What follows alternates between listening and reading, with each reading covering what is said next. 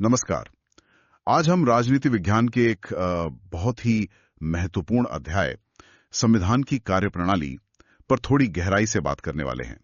हाँ, ऐसा लग रहा है जैसे किसी ने अपने पहले चैप्टर के नोट्स हमें थमा दियो और पूछा हो कि भाई इसमें सबसे काम का क्या है, जरा बताओ। हाँ, बिल्कुल। तो हमारा काम मतलब ये है कि इस चैप्टर के जरिए हम ये समझें कि भारत का संविधान जब से लागू हुआ है तब से लोकतंत्र, सामाजिक न्याय और हाँ, न्यायपालिका के क्षेत्र में क्या क्या हुआ है, क्या तरक्की हुई है। सही। ये चैप्टर जो है वो इन्हीं 3 बड़ी चीजों के आसपास घूमता है। तो चलिए खोलते हैं नोट्स को, देखते हैं इनमें क्या है। बिल्कुल। और ये देखना बड़ा दिलचस्प है कि कैसे 26 जनवरी 1950 के बाद भारत ने खुद को एक धर्मनिरपेक्ष लोकतांत्रिक गणराज्य बनाने का वो जो सफर था वो शुरू किया।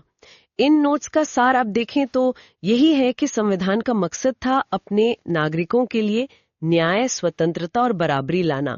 तो ये चैप्टर हमें उसी सफर के कुछ अहम पड़ाव दिखाता है ना, खासकर लोकतंत्र, सामाजिक बराबरी और न्यायपालिका के नजरिए से। हाँ, तो फिर लोकतंत्र से ही शुरू करते हैं, है ना। ये नोट्स कहते हैं कि भी भारत में लोकतंत्र सिर्फ मतलब चुनाव या सरकार तक ही नहीं रह गया है, बल्कि लोगों की रोजमर्रा की जो राजनीतिक जिंदगी है उसका एक हिस्सा बन गया है। और इसमें एक शब्द इस्तेमाल हुआ है, राजनीतिक परिपक्वता। सुनने में थोड़ा भारी लगता है ये। इन नोट्स के हिसाब से इसका मतलब क्या है? हाँ, राजनीतिक परिपक्वता, यहाँ इसका मतलब ये समझाया गया है कि अब जो भारतीय नागरिक है वो काफी हद तक सीधे तौर पर शासन में हिस्सा ले रहे हैं। मतलब चाहे वो संसद हो या राज्यों की विधानसभाएं हो या फिर गांव और शहर की जो अपनी स्थानीय सरकारें होती हैं। और ये जो नियमित तौर पर बिना किसी दबाव के निष्पक्ष चुनाव होते हैं और उसमें लोगों की जो भागीदारी बढ़ी है, हाँ। इससे इन नोट्स में भारतीय लोकतंत्र की कामयाबी का एक बड़ा संकेत माना गया है। और इसी से जुड़ा हुआ है वोट डालने का अधिकार, मताधिकार। पहले उम्र 21 साल थी, फिर घटाकर 18 कर दी गई। इस एक बदलाव का असर कितना बड़ा रहा होगा? अरे ये बदलाव तो वाकई बहुत बड़ा था।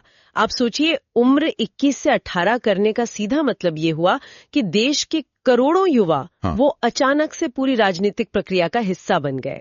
उन्हें अपनी बात कहने का, अपनी पसंद की सरकार चुनने का मौका मिला।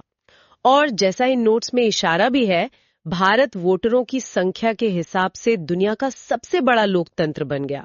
पर ये सिर्फ आप देखिए गिनती की बात नहीं थी। सही। इससे राजनीति का पूरा मिजाज ही बदल गया। नई पार्टियां उभरी, युवाओं का वोट अहम हो गया, लोगों की उम्मीदें भी अलग अलग तरह की हो गईं। मतलब पूरा समीकरण ही हिल गया एक तरह से। हाँ, ये वाकई सोचने वाली बात है कि एक छोटे से फैसले ने कितना कुछ बदल दिया। अच्छा, एक और आइडिया है जिसका जिक्र है, लोकतंत्र का विकेंद्रीकरण, यानी डिसेंट्रलाइजेशन ऑफ डेमोक्रेसी।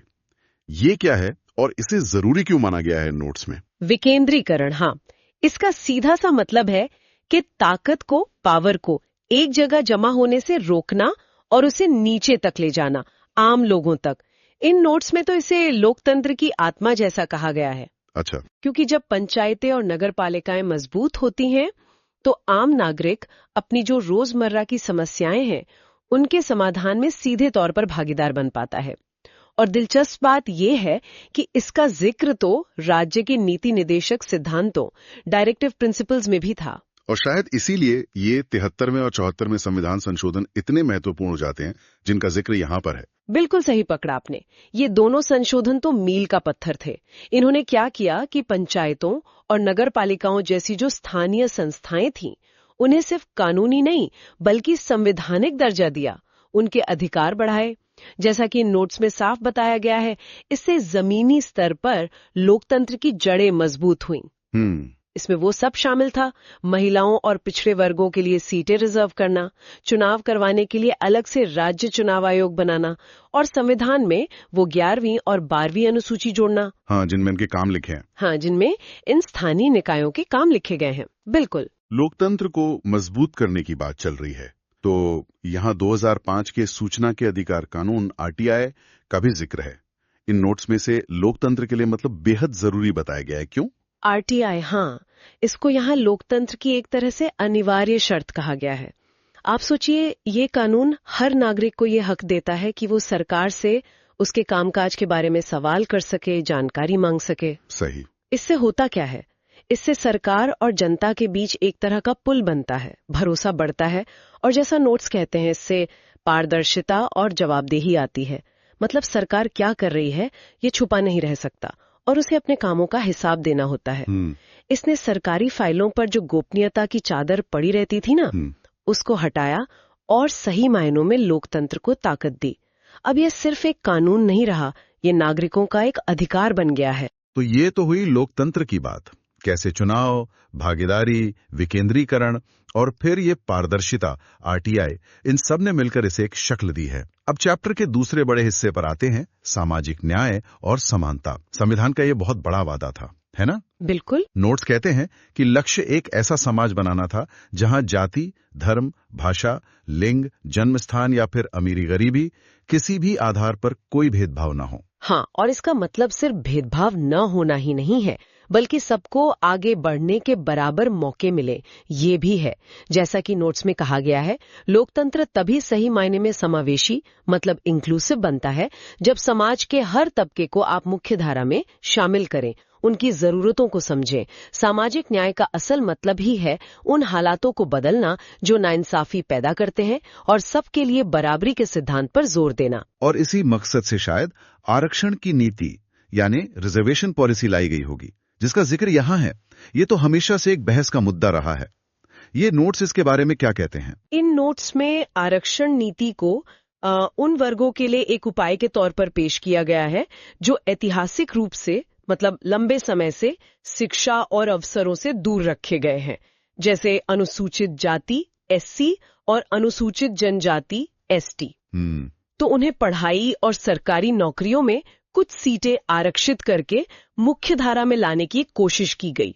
यहाँ ये भी बताया गया है कि अन्य पिछड़ा वर्गों ओबीसीज के लिए भी आरक्षण का इंतजाम है। इसे सामाजिक बराबरी लाने की दिशा में एक जरूरी कदम माना गया है इन नोट्स में। और क्या अल्पसंख्यकों और एससी/एसटी समुदायों की सुरक्षा के लिए भी कुछ खास इंतजामों का जिक्र मिलता है नोट्स में? बिल्कुल है। संविधान खुद अल्पसंख्यकों के हितों की रक्षा की गारंटी देता है। नोट्स बताते हैं कि सरकार ने उनकी शिक्षा और रोजगार के लिए कई योजनाएं भी बनाई हैं। संविधान तो खुद ही किसी भी तरह के भेदभाव पर रोक लगाता है और अल्पसंख्यकों को बराबरी, आजादी, शोषण के खिलाफ अधिकार और अपनी संस्कृति व शिक्षा के अधिकार ये सब देता है। अच्छा। जाति और जनजाति अत्याचार निवारण अधिनियम जैसे सख्त कानून का जिक्र है।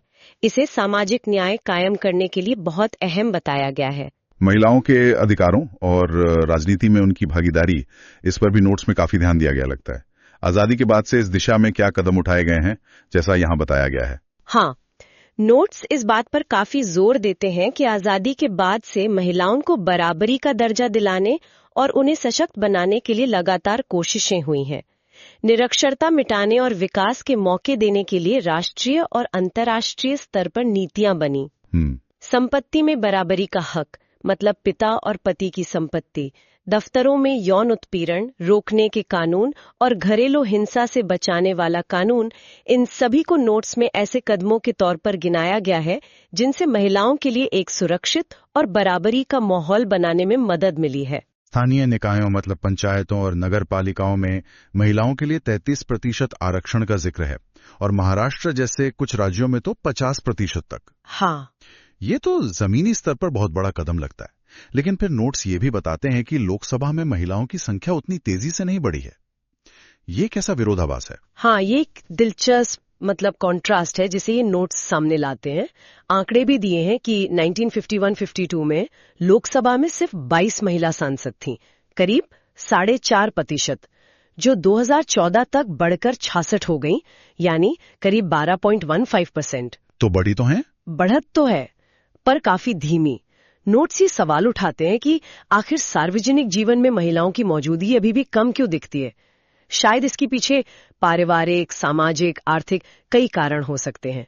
वहीं दूसरी तरफ घरेलू हिंसा कानून को लोकतंत्र की दिशा में एक बहुत अहम कदम बताया गया है, जो महिलाओं की गरिमा और आत्मसम्मान की रक्षा करता है।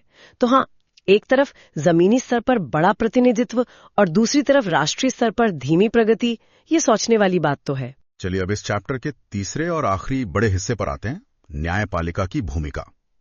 नोट्स कहते हैं कि कोर्ट्स ने लोकतंत्र को मजबूत करने और सामाजिक न्याय व समानता के लक्ष्य को पाने में बहुत अहम रोल निभाया है।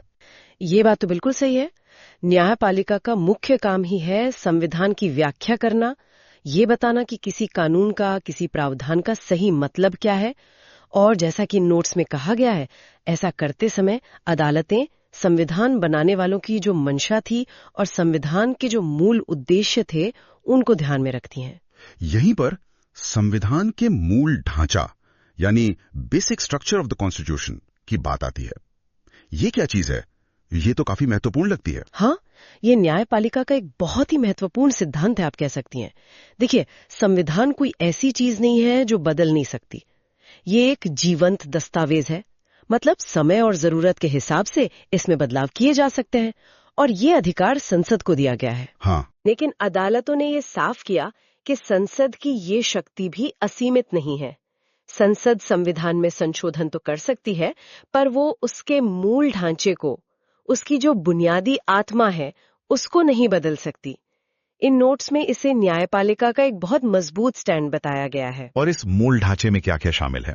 क्या नोट्स में कुछ उदाहरण है इसके? हाँ, नोट्स के मुताबिक इसमें वो बुनियादी सिद्धांत शामिल हैं जो भारतीय संविधान की एकदम नींव है, जैसे सरकार का गणतांत्रिक और लोकतांत्रिक स्वरूप, मतलब देश एक रिपब्लिक और डेमोक्रेसी रहेगा। संविधान का संघीय ढांचा, यानी केंद्र और राज्यों के बीच शक्तियों का जो बंटवारा है, देश की एकता और अखंडता, भारत की संप्रभुता यानी अपने फैसले खुद लेने की आजादी, धर्मनिरपेक्षता और संविधान की सर्वोच्चता, मतलब संविधान सबसे ऊपर है। ये कुछ ऐसी चीजें हैं जिन्हें संसद चाहकर भी संशोधन से खत्म नहीं कर सकती। क्या न्यायपालिका ने अपने फैसलों से नागरिकों के जो मौलिक अधिकार हैं, उन्हें और मजबूत भी किया है? बिल्कुल। नोट्स इस बात पर खास जोर देते हैं कि न्यायपालिका ने कई ऐतिहासिक फैसलों के जरिए नागरिकों के मौलिक अधिकारों का दायरा बढ़ाया है, उन्हें और ज्यादा मायने दिए हैं, जैसे बच्चों के अधिकार हो, मानवाधिकारों की सुरक्षा हो, महिलाओं की गरिमा और सम्मान की रक्षा, जिसके लिए जरूरी कानून बनाने का निर्देश देना भी शामिल है। अच्छा। व्यक्तिगत स्वतंत्रता हो, और यहाँ तक कि आदिवासियों के सशक्तिकरण जैसे मुद्दों पर भी अदालतों ने अहम भूमिका निभाई है। नोट्स का मानना है कि इन सब कोशिशों से भारत में राजनीतिक प्रक्रिया और परिपक्व हुई है। और चैप्टर के बिल्कुल आखिर में सुशासन यानी गुड गवर्नेंस की बात की गई है। इसे लोकतंत्र के लिए जरूरी बताया गया है। सुशासन का मतलब क्या है इन नोट्स के हिसाब से? हाँ, सुशासन, इसे लोकतंत्र के अच्छे से काम करने के लिए एक तरह से अनिवार्य शर्त माना गया है। नोट्स इसकी कुछ खासियतें गिनाते हैं, जैसे सरकार जवाबदेह हो, अकाउंटेबल और रिस्पॉन्सिबल हो, सरकार प्रभावी, इफेक्टिव हो और कुशल, सरकार लोगों की जरूरतों के प्रति संवेदनशील हो, कामकाज में पारदर्शिता हो, विकास न्यायपूर्ण हो और सबके लिए इंक्लूसिव हो जी, और सबसे जरूरी फैसले लेने की प्रक्रिया में लोगों की भागीदारी हो जी। ये सब चीजें मिलकर ही सुशासन को मुमकिन बनाती हैं। तो कुल मिलाकर इन नोट्स और चैप्टर के हिस्सों को अगर हम देखें तो ऐसा लगता है कि संविधान लागू होने के बाद से भारत ने लोकतंत्र को गहरा करने में वाकई एक लंबा सफर तय किया है। राजनीतिक समझ बढ़ी, वोट का अधिकार फैला, सत्ता नीचे तक पहुंची, आरटीआई से पारदर्शिता आई, हाँ, साथ ही सामाजिक बराबरी के लिए आरक्षण और दूसरे वर्गों के अधिकारों की रक्षा के प्रयास हुए। और इस सब में न्यायपालिका ने संविधान की व्याख्या करके और उसके मूल ढांचे को बचाकर एक संतुलन बनाने का काम किया है। हाँ, बिल्कुल यही तस्वीर उभरती है कि काफी प्रगति हुई है। हालांकि नोट्स ये भी मानते हैं, और ये जरूरी है कहना, कि अभी भी कई चुनौतियां बाकी हैं और सरकारी नीतियां सारी समस्याओं को हल नहीं कर पाई हैं। लेकिन एक बहुत महत्वपूर्ण बात जो ये नोट्स रेखांकित करते हैं वो ये है कि भारत के लोगों में एक लोकतांत्रिक मानसिकता यानी डेमोक्रेटिक माइंडसेट विकसित हुआ है। हाँ, लोग अपने अधिकारों को लेकर ज्यादा जागरूक हुए हैं। सही बात है। और जाते जाते एक आखिरी दिलचस्प विचार छोड़ जाते हैं जो इन नोट्स में मिलता है। इसमें कहा गया है कि हाल के दशकों में विकास को देखने का नजरिया बदला है। अब नागरिकों को सिर्फ सरकारी योजनाओं का लाभार्थी यानी बेनिफिशियरी नहीं माना जाता, बल्कि उन्हें अधिकारों का धारक यानी राइट्स होल्डर माना जाने लगा है। जैसा कि शायद ये चैप्टर हमें सोचने पर मजबूर कर रहा है कि ये नया नजरिया भविष्य में सरकार और नागरिकों के रिश्ते को और कैसे बदलेगा। इसके क्या और गहरे मायने हो सकते हैं आगे चलकर। बिल्कुल। इसी सवाल के साथ आज की ये चर्चा यहीं समाप्त होती है।